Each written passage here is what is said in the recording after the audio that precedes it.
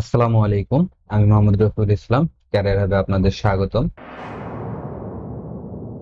আমরা আজকে দেখবো অ্যাডোবি এক্সডি তে কিভাবে নিউমরফিজম তৈরি করতে হয়। তো চলুন শুরু করা যাক। অ্যাডোবি এক্সডি তে চলে যাচ্ছি। এখানে আমি আগে থেকে একটি আর্টবোর্ড নিয়ে রেখেছি। নিউমরফিজম তৈরি করার পূর্বে আপনাকে একটা জিনিস বলে দিই, সেটা হচ্ছে যে আপনি আপনার শেপ গুলোতে যে ধরনের কালার ইউজ করবেন, আপনার ব্যাকগ্রাউন্ডে সেম কালারটা থাকতে হবে। তো তার জন্য আমি আমার আর্টবোর্ডের কালারটা ফিক্সড করে নিলাম এখানে। দেন আমি এখান থেকে একটা রেক্টেঙ্গেল নিয়ে নিলাম, ভি প্রেস করে ডাইরেক্ট সিলেক্ট টুলটা সিলেক্ট করে নিলাম। শেপটাকে আমি সেন্টার অ্যালাইন করি। এটা আরেকটা কপি নিয়ে নিচ্ছি। আমরা দুইটা ভেরিয়েন্টে নিউমরফিজম তৈরি করব, তো তার জন্য দুইটা শেপ আমরা নিয়ে নিলাম। প্রথমটাকে সিলেক্ট করতেছি, দেন লেয়ারে চলে যাব, control C control D duplicate করলাম, দেন আবারও কন্ট্রোল ডি করলাম, ডুপ্লিকেট হয়ে গেল। প্রথমটাতে আমরা লাইট লিখব, লাইট, আর দ্বিতীয়টাতে লিখবো আমরা ডার্ক।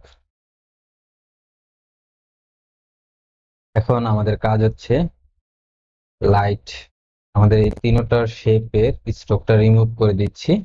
দেন লাইটে চলে যাব, ড্রপ শ্যাডো সিলেক্ট করব, এখান থেকে -30 আর এখানে -15, এবং আমাদের ব্লার অপশনটা থাকবে 25। সেম ভাবে আমরা ডার্কে চলে যাচ্ছি, ডার্কের অপশনে আমরা ড্রপ শ্যাডো দিব।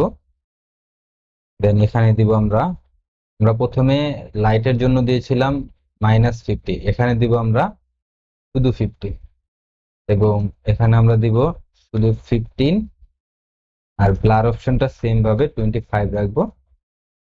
আর 15 আছে অ্যাকচুয়ালি, আমরা -30 দিয়েছিলাম, সো শুধু 30 দিব, শুধু 30 দিলাম।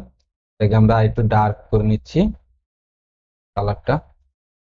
আর আমাদের যে লাইট শেপটা আছে সেটার কালারটা, শ্যাডোর কালারটা আমরা হোয়াইট করে দিব, হোয়াইটটা 100% করে দিচ্ছি। আমাদের টপে যে শেপটা আছে পেস্ট করা, এটার কালারটা আমরা ব্যাকগ্রাউন্ড কালারটা করে দিলাম। এখন দেখেন একটা ইফেক্ট তৈরি হয়েছে এখানে। আমাদের তিনটা শেপের স্ট্রোকটা রিমুভ করা হয়নি, স্ট্রোকটা রিমুভ করে দিলাম। এখন দেখেন আমাদের একটি নতুন ইফেক্ট তৈরি হয়েছে। আমরা এটাকে কন্ট্রোল জি করব। আমরা এখন আরেকটি শেপ তৈরি করব, বাটন বলতে পারি আমরা।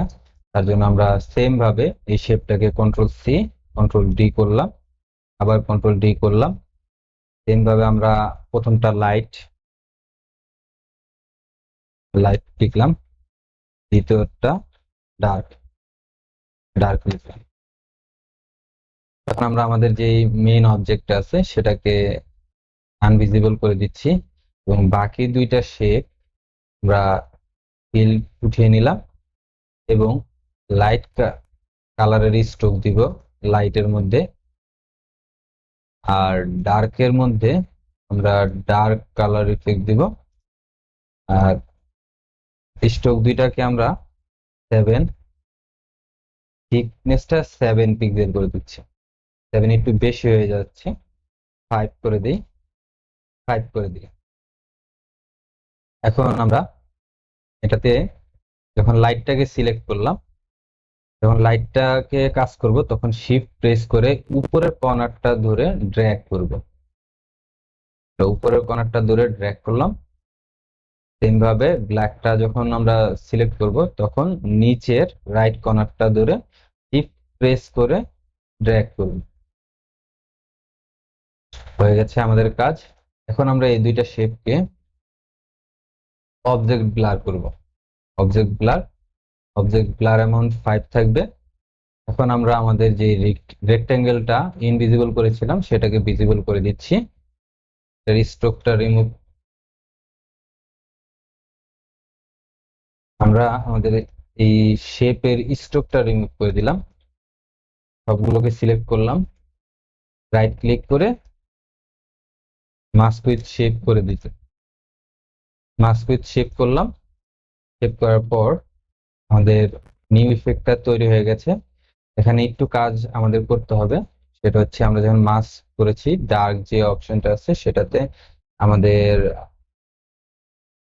অপাসিটিটা আমরা একটু কমিয়ে দিব দেখার সৌন্দর্যের জন্য, আর একটু কমাতে পারি। ডার্কেরটা একটু কমিয়ে দিবে, লাইক 40% বা 50% রাখতে পারেন। এখন আমাদের শেপটা আগের চাইতে আর একটু বেটার ফিল হচ্ছে। তো এখন আমরা এটাকে বাটন হিসেবে তৈরি করি। সাপোজ এটা হচ্ছে আমাদের সাপোজ এটা হচ্ছে আমাদের লগ ইন বাটন, আর এটা হবে আমাদের সাইন ইন বাটন। তার জন্য আমরা টেক্সট টুল নিলাম, আমরা লিখবো লগ ইন, লগ ইন। লগ ইনটাকে আমরা এখানে নিয়ে আসলাম আমাদের শেপের উপর, অ্যালাইন সেকশনের মাধ্যমে অ্যালাইনমেন্টটা ঠিক করে নিলাম। এখন আমাদের টেক্সটের কালারটা আমরা চেঞ্জ করব, এটা ব্লুইশ ডার্ক আমরা রাখবো, এবং টেক্সটের বোল্ড করে দিব বা মিডিয়াম করে দিব, সেমি বোল্ড, সেমি বোল্ডই রাখলাম। এইভাবে এই টেক্সটটাকে আমরা নিচে নিয়ে আসলাম, আমরা সাইন আপ লিখবো,